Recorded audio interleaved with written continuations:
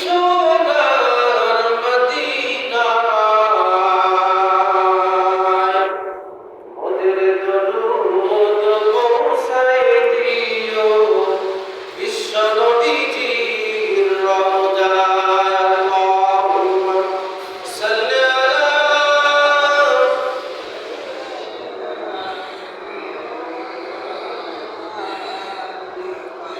وعلى آل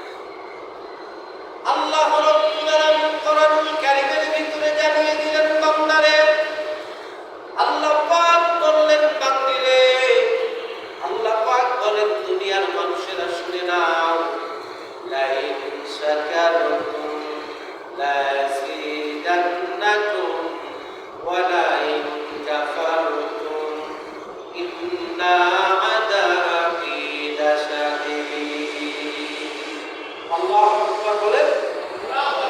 কোরআন কারীম থেকে তেলাওয়াত শোনার পরে আল্লাহু আকবার বলতে খুশি হয় কে?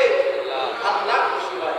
কারণ নবীজির আগমনের মাস, নবীজির জন্মের মাস, নবীজি পৃথিবীতে এসেছেন এই মাসে। এই জন্য আমরা নবীজির আগমনে, নবীজির জন্মে আমরা খুশি না বেজার? ওরা বলেন খুশি না বেজার? নবীজির আগমনে যদি কেউ বেজার হয় তাহলে তার ঈমান নাই, ঈমান থাকে না। ঈমান থাকার পরেও কেউ যদি নবীজির জন্মে বেজার হয়, নবীজির আগমনে যদি কেউ অসন্তুষ্ট হয়, মৌখিকভাবে হোক, আমলের মাধ্যমে হোক, আর দিল থেকে অন্তরঙ্গভাবে হোক, যেভাবেই হোক, নবীজির আগমনে কেউ যদি বেজার হয় তার ঈমান থাকে না, ঈমান চলে যায়। নবীজির আগমনের মাস, জন্মের মাস। আল্লাহ রাসূল সাল্লাল্লাহু আলাইহি ওয়াসাল্লাম ঘুমের ঘরে ছিলেন। আল্লাহ রাসূলকে আল্লাহ পাক বললেন, ইয়া আইয়ুহাল মুদাসসির, হে বস্ত্রাবৃত ব্যক্তি, হে চাদরওয়ালা ঘুমন্ত ব্যক্তি, কোন ফাংশিল আপনি জাগ্রত হন, ওয়ারাব্বাকা ফাকাব্বির, আপনি আপনার রবের নামে তাকবীর দেন, আপনি আপনার আল্লাহর বরকতের স্লোগান দেন। নবীর আগমনের মাসে, নবীর জন্মের মাসে প্রত্যেক মুসলমানকে বেশি বেশি করে নবীজির প্রতি দরুদ শরীফ পড়তে হবে। এর বিকল্প অন্য কিছু নাই। কথা বলুন ঠিক না বেঠিক? আল্লাহ রাব্বুল আলামিন জানিয়ে দিলেন, লাইন শাকারতুম লাযিদান্নাকুম ওয়া লাইন কাফারতুম ইন্না আযাবি লাশাদীদ। আল্লাহ পাক বললেন, ইমানদারেরা, আমি আল্লাহ তোমাদেরকে যে নিয়ামত দিয়েছি, আমি আল্লাহ তোমাদেরকে যে আমার রহমত দিয়েছি, আমি আল্লাহ রহমত খাওয়ার পরে, আমি আল্লাহর নিয়ামতগুলো ভক্ষণ করার পরে তোমরা কৃতজ্ঞতা প্রকাশ করবে, শুকরগুজার বান্দায় পরিণত হবে। যদি আমি আল্লাহর নিয়ামত খাওয়ার পরে, আমি আল্লাহর নিয়ামতের কৃতজ্ঞতা প্রকাশ করার পরে, বান্দারে, যদি তোমরা শুকরগুজার বান্দায় পরিণত হও, এই নিয়ামত আরো বেশি থেকে বেশি বাড়িয়ে দেব। সুবহানাল্লাহ। পক্ষান্তরে যারা আমি আল্লাহর নিয়ামত খাওয়ার পরেও কুফরি করে বসবে, অস্বীকার করে বসবে, অস্বীকার করে বসবে, কুফরি করে বসবে, না শুকরগুজার বান্দায় পরিণত হবে। আল্লাহ বলেন, নবী গো, ওই মানুষদেরকে বলে দেন, আমি আল্লাহ তো ওদেরকে নিয়ামত দেব না, সে যা দিয়েছি এটাও তাদের থেকে ছিনিয়ে নেব। তাহলে আল্লাহর নিয়ামত খাওয়ার পরে মুমিনের কাজ হচ্ছে আল্লাহ পাকের প্রশংসা করা, কৃতজ্ঞতা প্রকাশ করা। কথা বলুন ঠিক কিনা? বলেন ঠিক না ঠিক? কারণ আল্লাহ পাক, আল্লাহ সুবহানাহু ওয়া তাআলা বলেন, আর রহমান আল্লামাল কুরআন খালাকাল ইনসান আল্লামাহুল বায়ান। আর রহমান দয়াময় সেই আল্লাহ, আর রহমান আল্লামাল কুরআন, যিনি কোরআন নাযিল করেছেন, খালাকাল ইনসান, মানব জাতিকে আল্লাহ তৈরি করেছেন, মানুষ সৃষ্টি করেছেন। আল্লামাহুল বায়ান, অতঃপর এই মানুষকে কথা বলা শিক্ষা দিয়েছেন। আমরা যে কথা বলি, এই ভাষা, এই জ্ঞান, এই শিক্ষা আমাদেরকে কে দিয়েছেন? আর অস্তেবল কে দিয়েছেন? আল্লাহ পাক দিয়েছেন। তাহলে সেই আল্লাহ প্রশংসা, কৃতজ্ঞতা যদি আমরা স্বীকার করি, আমরা যদি কিয়ামত পর্যন্ত আল্লাহ পাকের শুকর ও সুজুদ আদায় করতেই থাকি, তবুও আল্লাহর নিয়ামতের প্রশংসা শেষ হবে? অবশ্যই না। আল্লাহ রাসূল সাল্লাল্লাহু আলাইহি ওয়াসাল্লাম এই মাসে আগমন করেছেন। নবীজির মিলাদ আর সিরাত নিয়ে আলোচনা আমাদের করা দরকার। নবীজির আগমনে আমরা খুশি, আসমানের ফেরেশতারা খুশি, জমিনের বসবাসরত সমস্ত মাখলুকেরা খুশি, আমরাও খুশি। কথা বলুন ঠিক কিনা? শুধুমাত্র মুস্তাফা রাসূল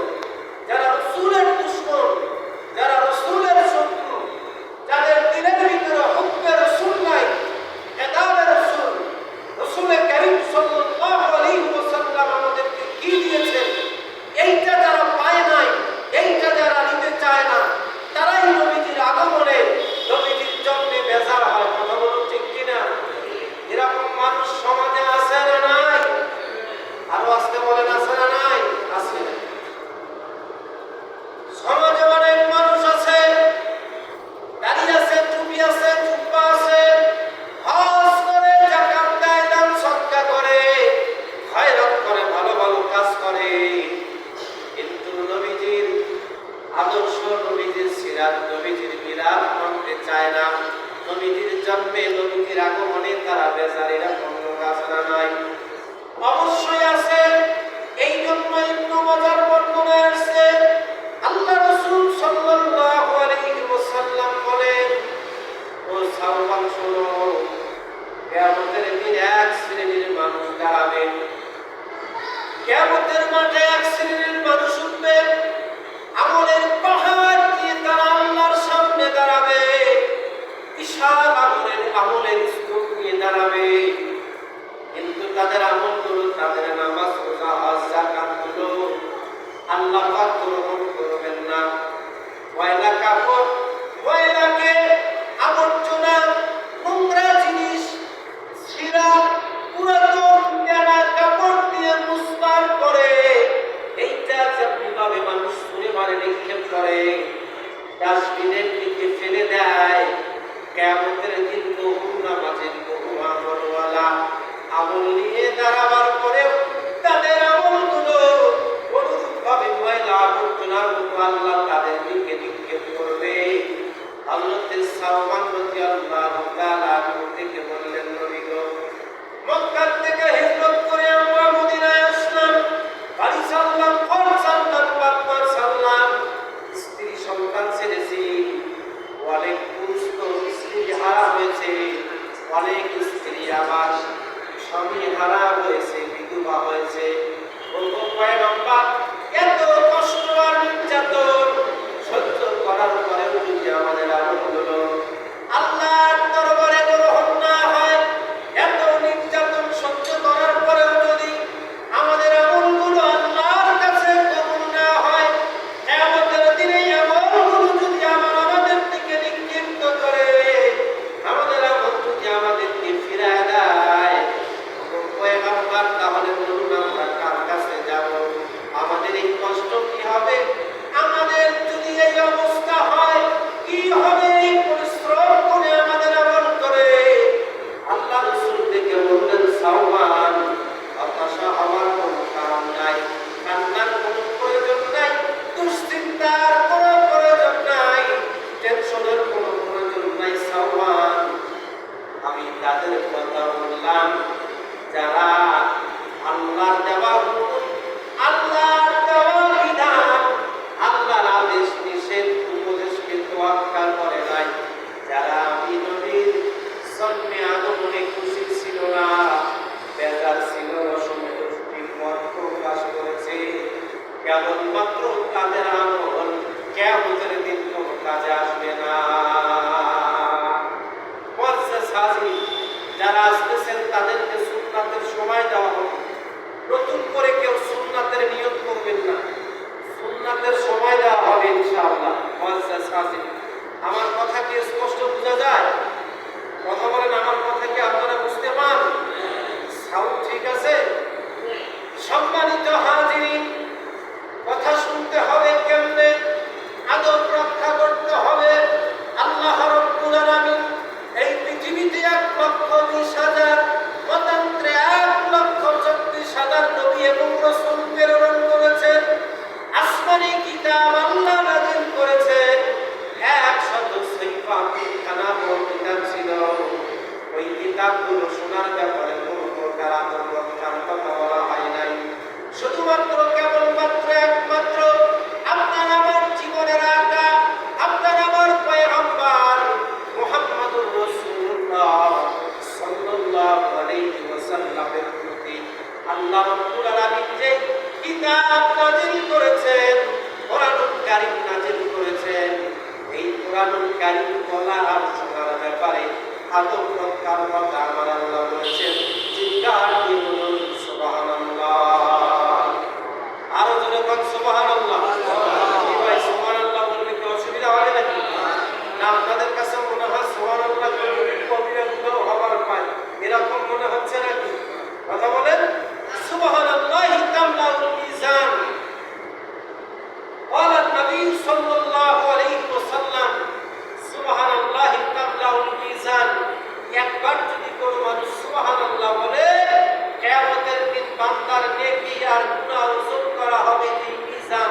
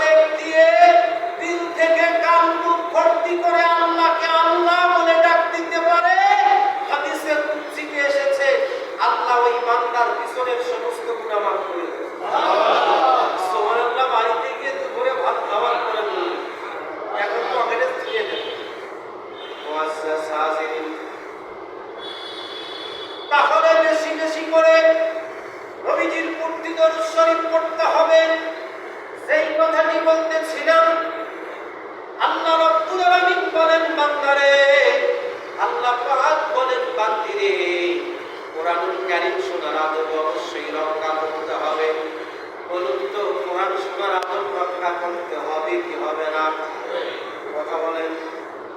আল্লাহ রাব্বুল আলামিন বলেন ওয়াইদা কুরিয়াল কুরআন ফাসতামিউ লাহু ওয়া আনসিতু লাআল্লাকুম তুরহামুন। আল্লাহু আকবার। ভাই মসজিদে তো আল্লাহকে ডাকতে হয়, কি বলেন? আল্লাহকে ডাকার জায়গায় তো মসজিদ, আল্লাহকে পাওয়ার মাধ্যমই তো মসজিদ, কি বলেন? মসজিদ বাদ দিয়ে বাড়িতে শুয়ে থেকে আল্লাহকে পাওয়া যায়? বাড়িতে শুয়ে থেকে আল্লাহকে পাওয়া যায় না, মসজিদে আল্লাহকে পাওয়া যায়। আর মসজিদে আসলেই শান্তি অনুভব করা যায়, কি বলেন? মসজিদে আসলে দিনের ভিতরে আলাদা একটা শান্তি পায় যারা মুমিন, তারা ঈমানদার। আল্লাহ রাব্বুল আলামিন বলেন ইন্নামাল মুমিনুনা আল্লাযীনা ইযা যুকিরাল্লাহু ওয়াজিলাত কুলুবুহুম ওয়া ইযা তুলিয়াত আলাইহিম আয়াতুহু যাদাতুহুম ঈমানান ওয়া আলা রাব্বিহিম ইয়াতাওয়াক্কালুন। আল্লাহু আকবার। আল্লাহ পাক বলেন ইন্নামাল মুমিনুনা আল্লাযীনা ইযা যুকিরাল্লাহ, নিশ্চয় মুমিনদের সামনে আল্লাহর যখন নাম নেওয়া হয়, আল্লাহর স্মরণ করা হয়, আল্লাহর জিকির করা হয়, মুমিনদের ঈমান তখন বৃদ্ধি পেতে থাকে। যারা মুমিন তাদের সামনে কোরআন পড়লে, জিকির করলে, নবীজির আসমত আর মুহাব্বত নিয়ে আলোচনা করলে, হুব্বে রাসূল নিয়ে কথা বললে, নবীজির যারা আশিক, যারা মুমিন, তাদের ঈমান বৃদ্ধি পায় কি পায় না? ভাই এই জ্ঞানটা দেন, তাদের ঈমান বৃদ্ধি পায় কি পায় না? যারা বলেন পক্ষান্তরে উস্তাদে রাসূল যারা, যাদের দিলের ভিতরে ঈমান নাই, পাঞ্জাবি থাকতে পারে, জুব্বা থাকতে পারে, তাসবিহ থাকতে পারে, পাগড়ি থাকতে পারে, জিকির আজকার থাকতে পারে, কিন্তু নবীজির মুহাব্বত নাই, কিন্তু ওই লোকটার কাছে কোরআন নিয়ে, হাদিস নিয়ে, নবীজির সিরাত নিয়ে, নবীজির সুরাত নিয়ে, নবীজির বিধান নিয়ে কথা বললে তার খারাপ লাগবে কি লাগবে না? কথা বলেন। অবশ্যই খারাপ লাগবে, কারণ নবীজির মুহাব্বত তো তার দিলের মধ্যে নাই। সম্মানিত সুধী মণ্ডলী, ঈমানদারদের ঈমান বৃদ্ধি পায়। ঈমানদার যখন রাস্তায় থাকে তার ঈমানের হালাত হয় একরকম।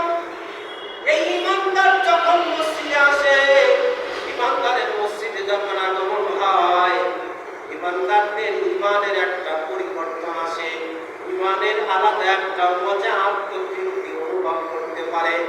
বিশ্বনবী মুহাম্মদুর রাসূলুল্লাহ সাল্লাল্লাহু আলাইহি ওয়াসাল্লাম কথা বলেছেন, সাহাবায়ে কেরাম শ্রবণ করেছে, তার কথা বলা কেমন ছিল, সাহাবীদের শ্রবণ কেমন ছিল।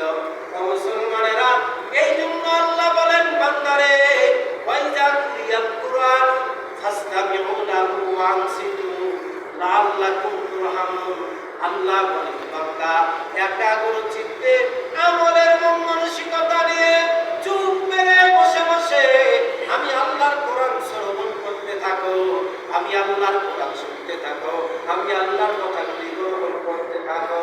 যদি তোমরা একাগ্র চিত্তে আমলের মন মানসিকতা নিয়ে চুপ মেরে বসে বসে কোরআন শুনতে থাকো, আমার আল্লাহ ডাক দিয়ে বলে নবীজি তাহলে দুনিয়ার মানুষদেরকে বলে দেন, এই যে বান্দা চুপ মেরে বসে বসে কোরআন শ্রবণ করেছে, এই জন্য আমি আল্লাহ যত রহমত তৈরি করেছি, একটি রহমত থেকেও বান্দাকে মাহরুম করব না। সাত আকাশ ফেরে ফেরে আমি আল্লাহ সমস্ত রহমতগুলি আমার এই বান্দা বান্দির প্রতি নাযিল করব। সুবহানাল্লাহ। খুদাদার ইন্তজারে হামদে মানিস মোহাম্মদ চশমে বাকায়ে সানানিস খুদা বদা ফরিদে মুস্তাফা বাস মোহাম্মদ হামিদে হামদে খুদা বাস। সুবহানাল্লাহ। পৃথিবীর কোন মানুষ যদি আল্লাহকে আল্লাহ বলে না মানে আল্লাহর ইতিহাসে যায় না, সব মানুষ যদি আল্লাহকে আল্লাহ বলে মানে এতে আল্লাহর কোনো উপকার হয় না।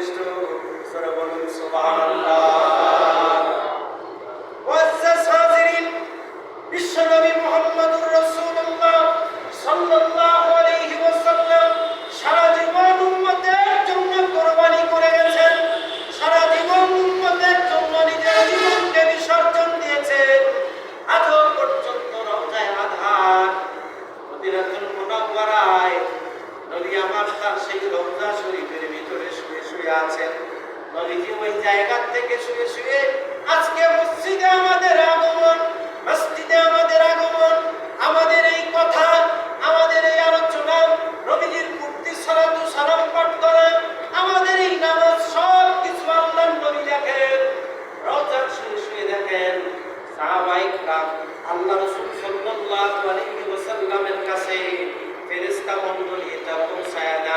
আজকের এই বসা আলোচনা ডাইরেক্ট আরশাদিবে আল্লাহ সুবহানাহু তাআলার কাছে ফেরেশতা মণ্ডলী এটা তুলে ধরেছেন। আল্লাহ ফেরেশতা এটা নিয়ে কথা হয়।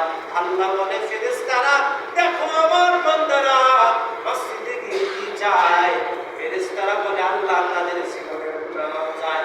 আল্লাহ বলে, ফেরেশতারে বান্দাদের জীবনের গুনাহ মাফ করে দাও। গুনাহ যখন মাফ করে দেয়, ফাইবাদুল্লাহু সাইয়্যাতিহিম হাসানাত, বান্দার জীবনের গুনাহ যদি আল্লাহ মাফ করে দেয়, জায়গায় একটি অংশ খালি হয়ে যায়। এইবার ফেরেশতা বলে, আল্লাহ গো, তোমার বান্দার জীবনের গুনাহ মাফ করবার পরে যেই পরিমাণ গুনাহ ছিল ওই পরিমাণ জায়গা খালি হয়ে গেছে। আল্লাহ বলে, ফেরেশতারা ওই খালি জায়গাটা অতিরিক্ত সব নেকি দিয়ে পরিপূর্ণ করে দাও। সুবহানাল্লাহ।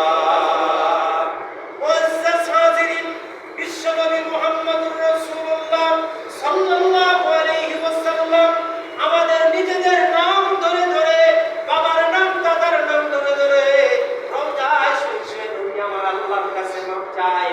নবী আমার আল্লাহর কাছে কান্নাকাটি করে। আল্লাহর নবী ডাক দিয়ে বলে, আল্লাহ আমার উম্মতিদের জীবনের গুনাহগুলো মাফ করে দাও। তারা আজকে তাদের জীবনের গুনাহ মাফের জন্য, আমি নবীর ভালোবাসা প্রকাশ করার জন্য আপনার হুকুম থেকে মসজিদে আগমন করেছে। আমি নবীর প্রতি তারা সালাতু সালাম পাঠ করে, দরুদ শরীফ পড়ে। আমি নবীর মিলাদে তারা খুশি। আল্লাহ আমার উম্মতদেরকে মাফ করে দাও। আল্লাহ বলে, ফেরেশতারা অবশ্যই আমার বান্দা বান্দির জীবনের গুনাহগুলো মাফ করে দাও। নবীর মিলাদ আমরা চাই কি চাই না? নবীর সিরাত চাই কি চাই না? নবীর ভালোবাসা চাই কি চাই না? কথা বলেন। পৃথিবীর সব কিছু একদিকে থাকবে, নবীর ভালোবাসা আর একদিকে থাকবে। আল্লাহ নবী বলেন, লা ইউমিনু আহাদুকুম হাত্তা আকুনা আহাব্বা ইলাইহি মিন ওয়ালিদিহি ওয়া ওয়ালাদিহি ওয়ান নাসি আজমাইন। আল্লাহ নবী বলেন, ওই সাহাবী বান্দারেরা, ও আমার সাহাবীরা, ও উম্মতিরা, আল্লাহর বান্দা বান্দীরা শুনো, ততক্ষণ পর্যন্ত তোমরা মুমিন হবে না, ততক্ষণ পর্যন্ত তোমরা ঈমানদার হবে না, যতক্ষণ পর্যন্ত তোমাদের স্ত্রী, বিবি, বাচ্চা, সন্তানের চেয়ে আমি রাসূলকে বেশি ভালো না বাসবে, আমি রাসূলকে বেশি মুহাব্বত না করবে। তোমাদের স্ত্রী, সন্তান, নিজের বাপ মার চেয়েও আমি রাসূলকে বেশি ভালোবাসতে হবে। যতক্ষণ পর্যন্ত দিলের ভিতরে তোমার সন্তানের চেয়ে, তোমার স্ত্রীর চেয়ে, তোমার বাবা মার চেয়ে আমি রাসূলের মুহাব্বত ভালোবাসা বেশি না হবে, ততক্ষণ পর্যন্ত তোমরা মুমিন হতে পারবে না। তাহলে নবী ভালো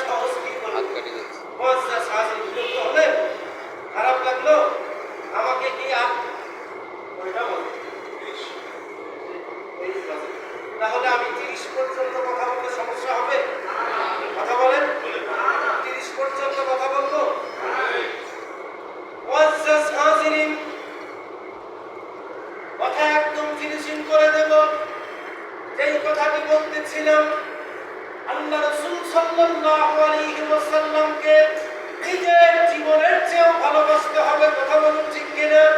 কারণ হলো নবী আমাদেরকে সব চাইতে বেশি ভালোবাসেন। নবী এখনো পর্যন্ত রওজায় শুয়ে শুয়ে কান্না করেন। নবী এখনো পর্যন্ত উম্মতের জন্য কাঁদেন।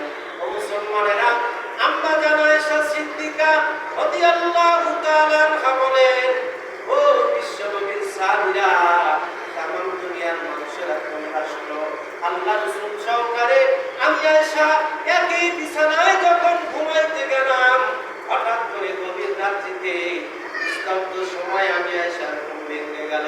ঘুম ভেঙে যাওয়ার পরে আমি আয়েশা লক্ষ্য করলাম কি আমার নবী নাই। কারণ আমার নবী এমন একজন নবী, আমার নবী যদি ঘরের মধ্যে থাকতেন রাতের অন্ধকারে, ঘরে বিদ্যুৎ লাইট বাল্ব চেরাগ ল্যাম্পের প্রয়োজন হতো না। নবীজির চেহারার নূরে পুরা ঘরটা আলোকিত হয়ে যেত। নবীজির চেহারা কত সুন্দর! নবীজি যদি একটু হালকা মুস্কি হাসি দিতেন, জান্নাতের দাঁত মুবারকগুলো বের হয়ে যেত। দাঁতের সলকানিতে আশিকে রাসূল যারা তারা অজ্ঞান হয়ে যেত নবীজির ভালোবাসায়। এই যে আমরা গরমের মধ্যে ঘামতেছি, আমিও ঘামি, আপনারাও ঘামেন। আমাদের ঘাম অতিরিক্ত হয়ে গেলে, বেশি যদি শরীর থেকে স্রোতের মতো ঘাম পড়ে, ভঙ্গের কারণ 7টি, তার মধ্যে একটি হলো শরীর থেকে রক্ত বা পানি বাহির হয়ে গড়িয়ে পড়া। বেশি ঘামার কারণে উজু ভেঙে যায় আমাদের। কথা বলটা কেন? আর বেশি ঘামলে আমাদের জামা কাপড় দিয়ে, শরীর দিয়ে দুর্গন্ধ বের হয়। আমার নবী সাইয়্যিদুল আম্বিয়া, ইমামুল মুরসালিন, খাতামুন নবিয়্যিন, নূরে মুজাসসাম জনাবে মুহাম্মদুর রাসূলুল্লাহ সাল্লাল্লাহু আলাইহি ওয়াসাল্লাম নবী আমার যদি ঘামতেন, বন্ধুরা আমার, আল্লাহর নবী যদি ঘামতেন, নবীজির শরীর থেকে মিশক আম্বরের ঘ্রাণ বাইর হইতো। সুবহানাল্লাহ। আমরা মানুষকে বিয়ে বাড়িতে বিয়ের সময় বিয়ে বাড়িতে উপঢৌকন দেন, হাদিয়া দেই। আমার নবী যখন ঘামতেন, সাহাবায়ে কেরাম শিশি নিয়ে যাইতেন, ছোট্ট ছোট্ট বোতল নিয়ে যাইতেন, ডাক দিয়ে বলতেন রহমাতাল লিল আলামিন, ও আল্লাহর পয়গম্বর, আপনার এই ঘাম মোবারকগুলো আমাদের শিশিতে ভরায় দেন। সাহাবায়ে কেরাম নবীজির শরীর থেকে ঘাম মোবারক নিয়ে নিয়ে তারা শিশিতে ভরে ভরে নিয়ে বাড়িতে যাইতেন। কারণ যদি কোনো সময় বিবাহ বাড়িতে অনুষ্ঠানে কাউকে যদি উপঢৌকন হাদিয়া দেওয়ার প্রয়োজন হইতো, নবীজির ঘাম মিশক আম্বরের চেয়েও বেশি সুঘ্রাণ, এইটা যত্ন সহকারে তারা ঘরে রাখতেন। এইটা মানুষকে তারা হাদিয়া দিত। আল্লাহু আকবার করে। ও মুসলমান, নবী কেমন নবী ছিল! আমার নবী যদি রাস্তা দিয়ে যাইত, আকাশের মেঘমালা এসে নবীকে ছায়া দিত। আমরা রাস্তা দিয়ে হাঁটলে সূর্যের কিরণ, সূর্যের তাপ আমাদের শরীরে লাগে। কথা কোন ঠিক কিনা? আর আমার নবী রহমাতাল লিল আলামিন, আমার নবী রাস্তা দিয়ে হাঁটলে মেঘমালা নবীজির মাথার উপরে ছায়া দিত। সুবহানাল্লাহ। যদি আমার রাস্তায় দিয়ে চলতেন, রাস্তা দিয়ে চলতেন, হিংস্র জানোয়ার প্রাণী পর্যন্ত সরে যেত, নবীজিকে শ্রদ্ধাবোধ করে তারা সালাম দিত। সুবহানাল্লাহ। নবীজির আগমনের জন্য যেরকম আসমানের ফেরেশতারাও খুশি, জমিনে আল্লাহর সৃষ্টি জীবেরাও খুশি। ও মুসলমান, এই নবীর মুহাব্বত দিলে লালন করতে হবে। নবীর মুহাব্বত আমরা চাই কি চাই না? জোরে বলেন, চাই কি চাই না? নবীজি এত কষ্ট করেছেন, তায়েফের ময়দানে গেলেন আল্লাহ রাসূল, যেই রাসূলের চেহারা ঘামলে মিশক আম্বরের ঘ্রাণ বের হয়। কথা শেষ করে দিচ্ছি প্রায়। মুসলমান, নবীজির চেহারা ঘামলে মিশক আম্বরের ঘ্রাণ আসে। নবী আমার এত বড় একজন পয়গম্বর, আল্লাহ রাসূল বলেন, আদম যখন মাটি পানি, এখনো আদমের তৈরি হয় নাই। আদম যখন মাটি পানি, আদম যখন রূহের জগতে, তখনও আমি নবী, এখনো আমি নবী। সুবহানাল্লাহ। আল্লাহ ডাক দিয়া কয়, নবী গো, আলহামদুলিল্লাহি রাব্বিল আলামিন, সমস্ত প্রশংসা আমি আল্লাহ। ওয়া মা আরসালনাকা ইল্লা রাহমাতাল লিল আলামিন। তামাম দুনিয়ার জন্য রহমত করে আমি আল্লাহ বানাইছি। আমি আসমানের আল্লাহ, আপনি আসমানের নবী।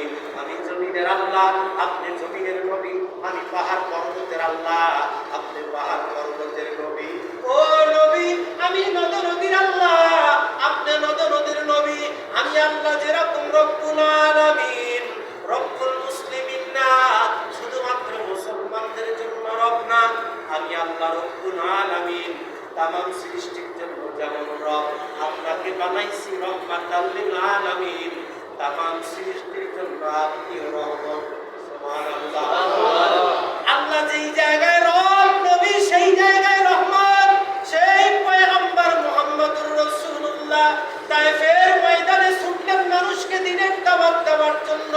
নবীজির একটা মাত্রই লক্ষ্য উদ্দেশ্য, জাহান্নামী মানুষগুলোকে জান্নাতি মানুষ বানাতে হবে, আল্লাহ বলা মানুষগুলোকে আল্লাহ বলা বানাতে হবে।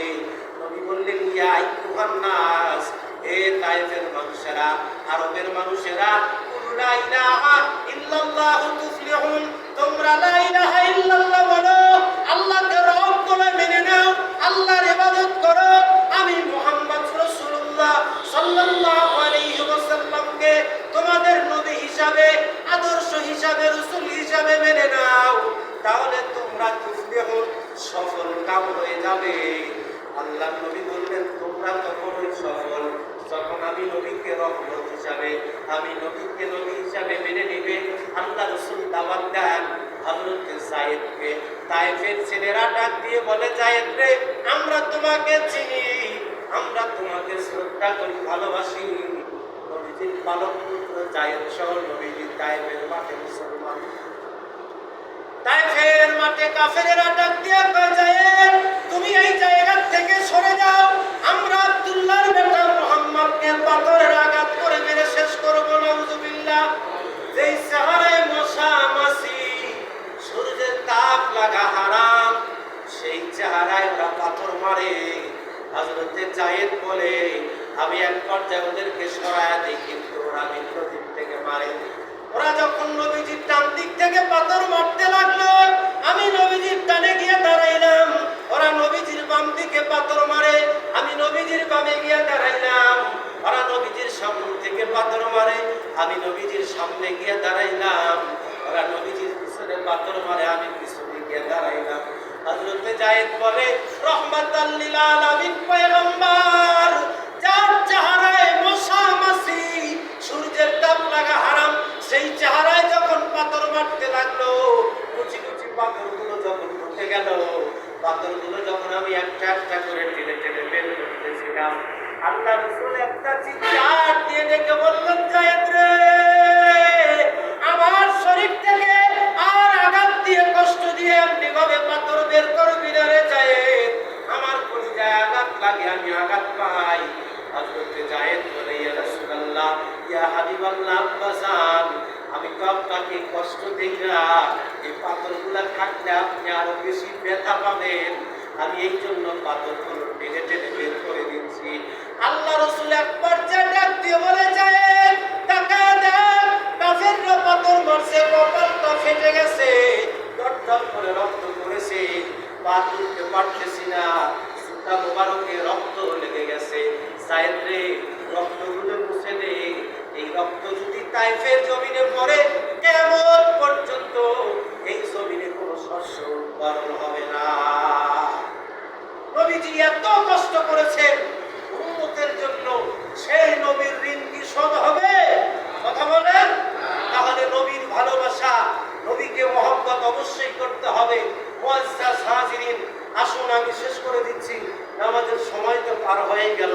মুআজ্জাজ হাজিরিন, আপনাদের মসজিদে কাজ চলমান, আপনারা এই মসজিদের জন্য মুক্ত হস্তে দান করবেন। আর এই জিনিসটা ডিস্টার্ব দেয়, এইটা কথা বোঝা যায় না।